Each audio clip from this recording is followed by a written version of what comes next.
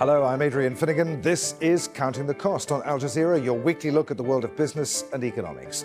This week, Indonesia is on the road to becoming one of the world's biggest economies. We find out what's holding it back and how that could damage the president's hopes for re-election. Also this week, as the world's biggest democracy gets ready to vote, who's financing political parties there?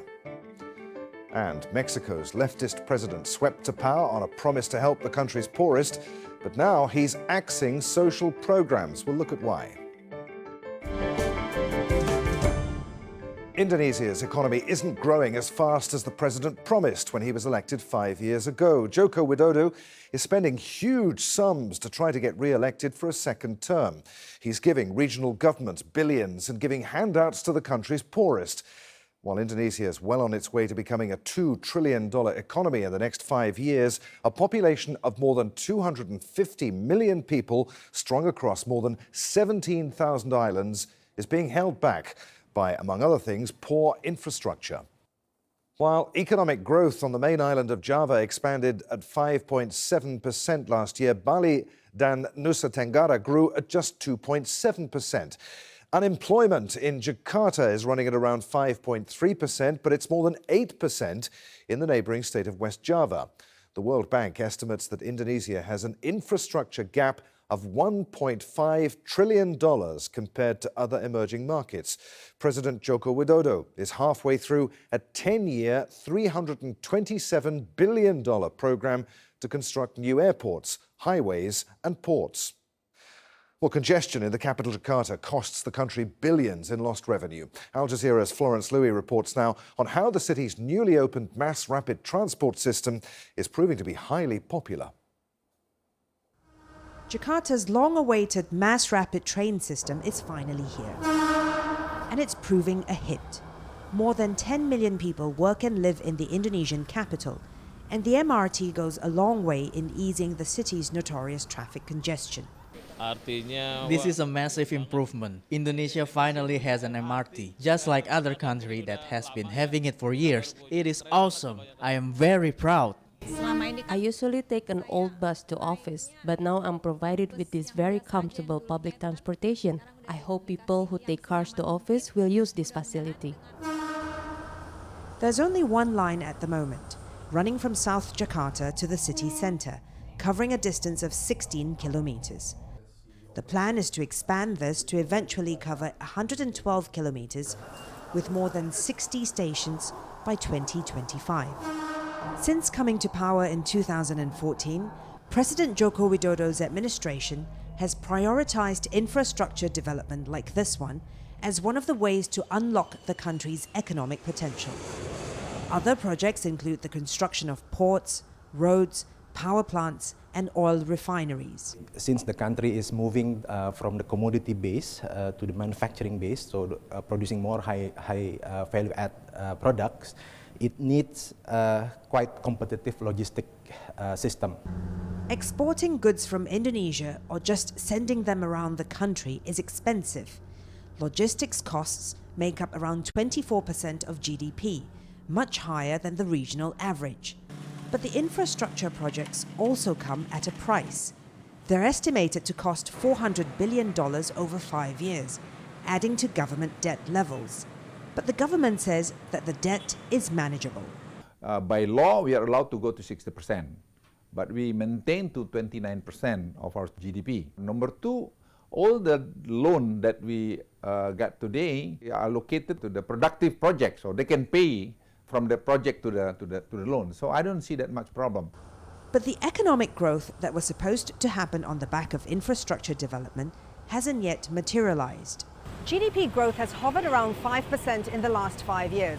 While that can be considered a pretty solid number for some countries, it's below the government's target of 7%, and it's not enough for Indonesia's development needs and ambitions.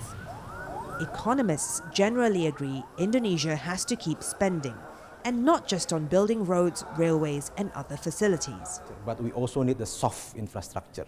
What I mean about this soft infrastructure is, for instance, human capital development, which I think now this year is one of the top priority of the government.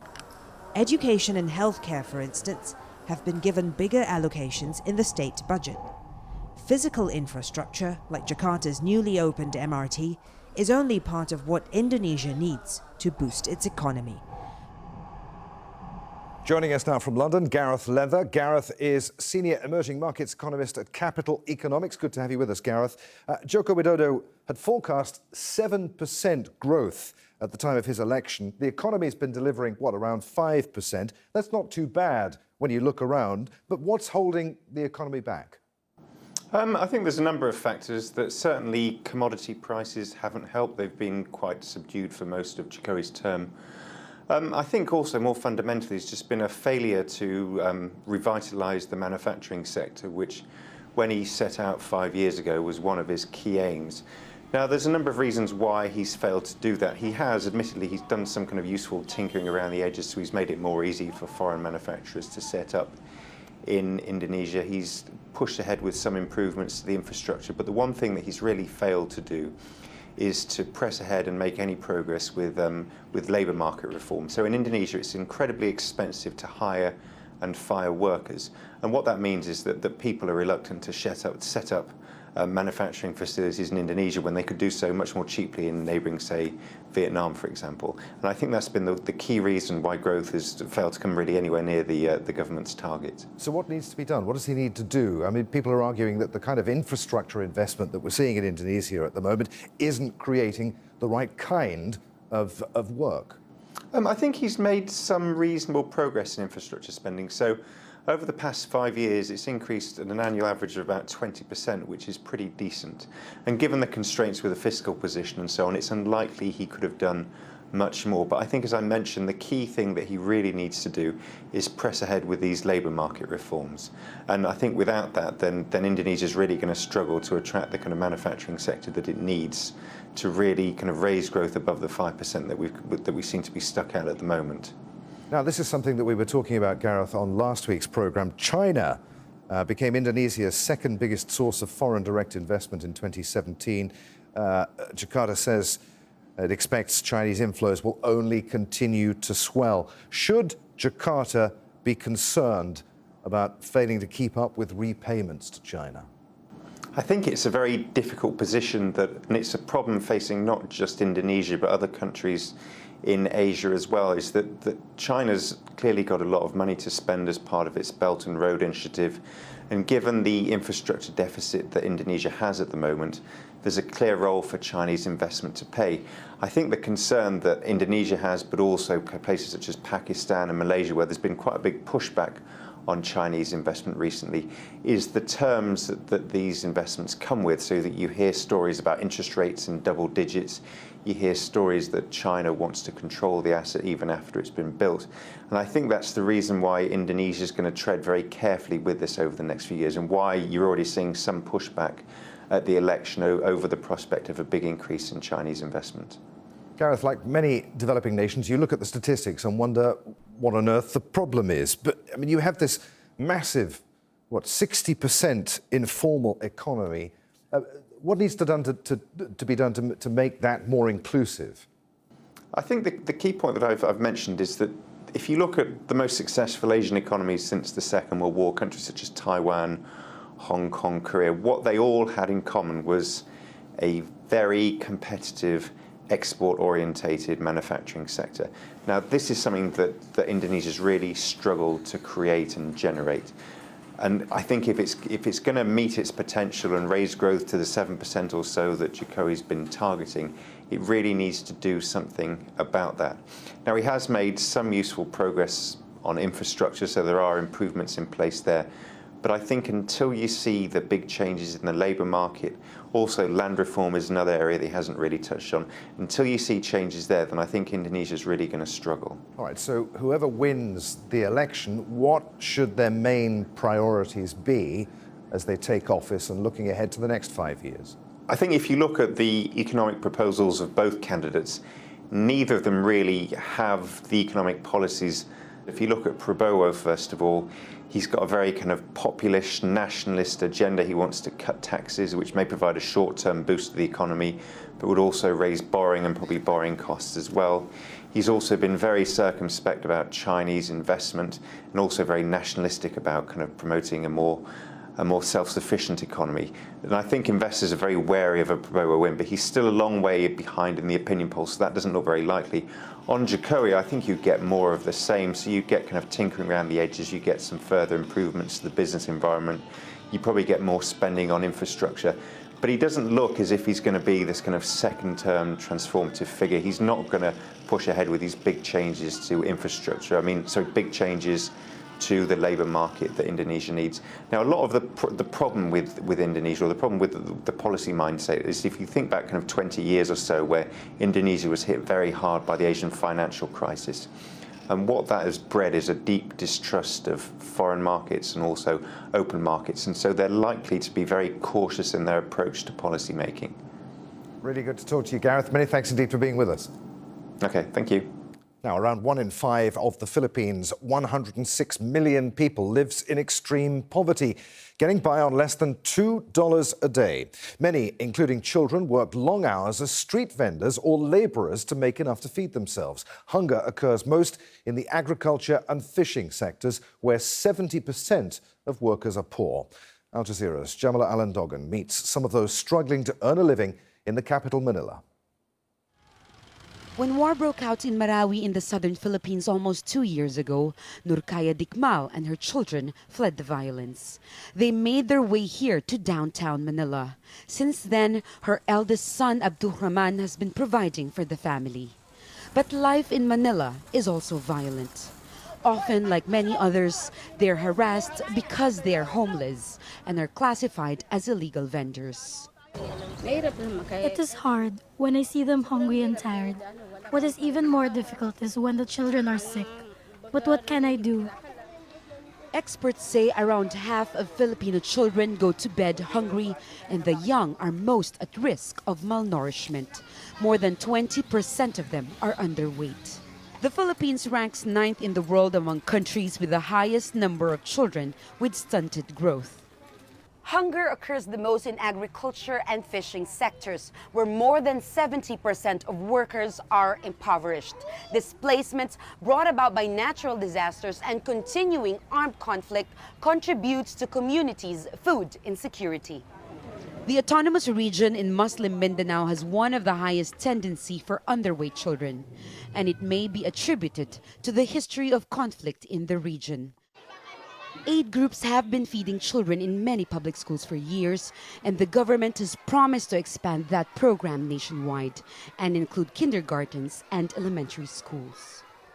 It hopes to eradicate hunger and reduce stunted growth in children by 2030 under its Sustainable Development Goal. It's not being highlighted because sometimes it's very abstract. We only notice malnutrition if the child is already skin and bones. Sometimes we call it the hidden hunger. Even we call it like the starvation of the soul. Because when we talk about malnutrition, it does not only affect the body, but it affects the whole being of the child. Shane is 12 years old, and for 4 years, she's been helping her mother feed her other 7 siblings. They sell flowers outside churches and together make less than $6 a day. Shane sleeps here on the pavement with her mother. She says she dreams she'll become a doctor one day. But for now, she sells her flowers, with hunger her constant companion. Still to come on Counting the Cost, community farms are springing up in Venezuela as US sanctions kick in. But first, India's Prime Minister Narendra Modi declared the country a space power after the successful test of an anti-satellite missile. But opposition leaders complained that the Prime Minister used the test to score political points. The Election Commission said, if you'll pardon the pun, that it would launch a probe of its own. This one into the Prime Minister's announcement, which comes ahead of elections. More than 900 million Indians will go to the polls in the world's biggest democratic process beginning April 11th. Political parties are expected to spend $7 billion over the election cycle that ends on May 23rd. But there are concerns. New campaign laws introduced by Modi are making it more difficult to find out who's financing the parties and their candidates. Anyone can walk into a bank and buy electoral bonds anonymously for the party of their choice. Joining us now from New Delhi is Sriram Chaulia, Professor and Dean at the Jindal School of International Affairs. Good to have you with us, Professor. The government has defended these new campaign financing rules. Why is that? Adrian, I think before the finance bills were passed, the new ones to regulate these, it was completely in the dark and very, very opaque. So, anybody could make donations and it was not accounted for. So a lot of it was going off the books and off the record. So the government's claim is that, by introducing these bonds and other such schemes, it will all be on paper, it will be in the banking ledgers, it will be available for scrutiny, and we can actually tell who's receiving how much. And before, in the past, we couldn't even guess which party was receiving what amounts of money and from whom. So, of course, the anonymity factor is still there in the current laws, which means that you don't know who is donating, but at least you know who is receiving it. In the past, it was a complete black box.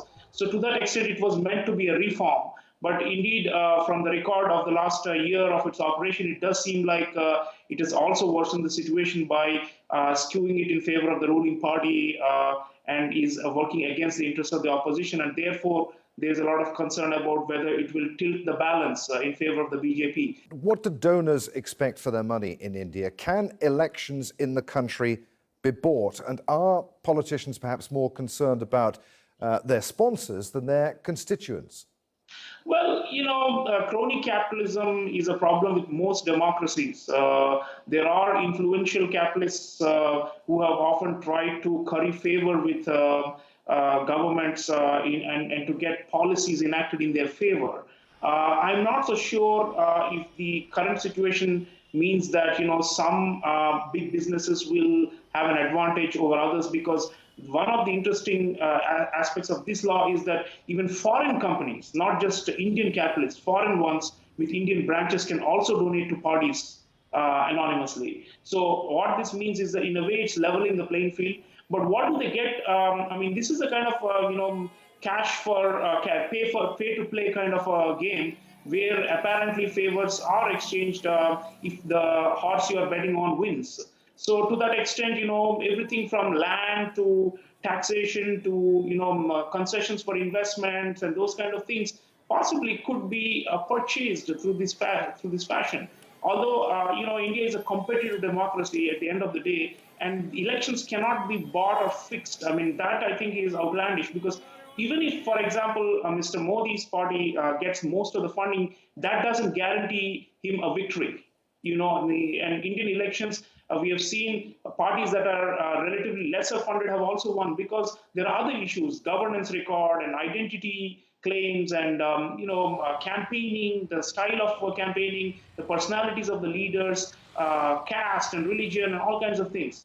Okay, so who are the big donors, and what about foreign political donors? There's concern all over the world about foreign political funding. What about in India? Well, this is the most interesting aspect of it.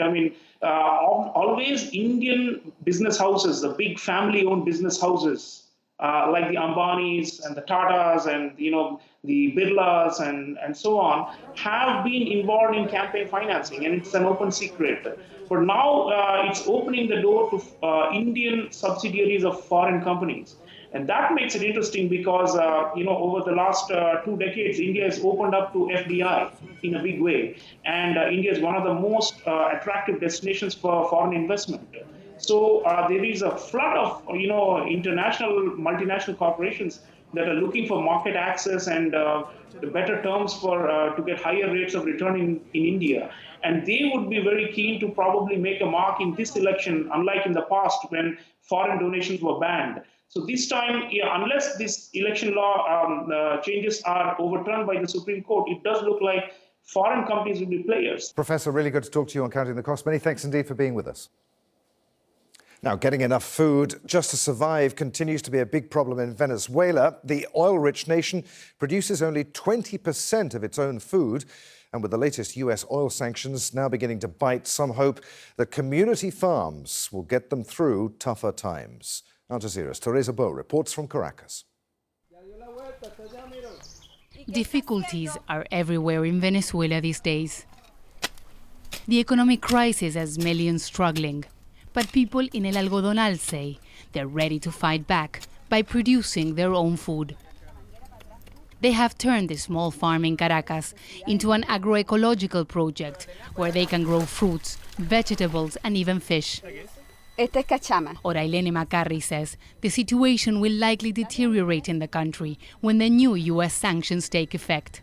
There is an economic war against us, and we try to supply our families and the hospital in the area. With this place, we can feed 70 people every day. There are 3 families living here, and with what they produce, they're helping a local hospital. People here say that they need to be ready for what's coming next in Venezuela, as US sanctions are certainly going to have a big impact on the population. These people say that in this place, they can produce almost everything to survive. Orailene says there are over 20,000 projects like this one in Venezuela, but that they need more government support. We need to teach people that they need to learn how to produce their own food. This needs to be public policy. We need to tell the government the budget that is invested in food production must be the same as the one invested in the armed forces.